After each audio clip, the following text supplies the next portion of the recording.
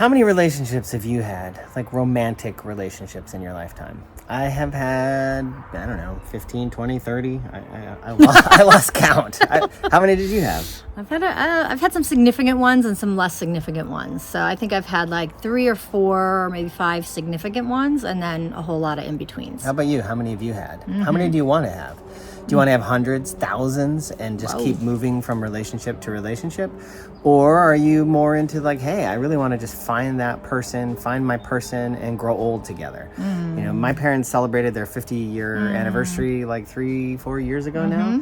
So, and it's been beautiful to witness them not even be able to stand each other and love each other more and more every year. Like, it's a process. It is a process. And the one thing we know from our own experience and the experience of many, many other couples that are in our circles and in our community is that in order to have your relationship not just work, but actually thrive and evolve and become exceptional, extraordinary, it takes work. It takes commitment. It takes scheduling time in your calendar to be with your beloved, to have a conversation with your partner, to drop into intimacy, connection points, sensual, everything.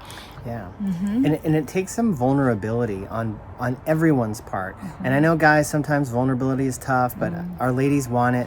And it's super, super helpful. And in order to do that, you need to create the time and space and create a container or create a way that you can actually share vulnerably, share authentically. Hey, I want this, or hey, I don't feel like I'm getting this. How can we meet each other?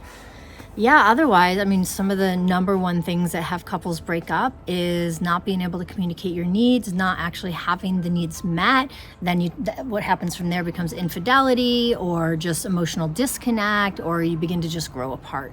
And is that you? Is that happening? Is it happening even in any part of your life? Are you growing apart in the bedroom? Are you growing apart in your communication? Are you growing apart in your philosophies or in your personal development?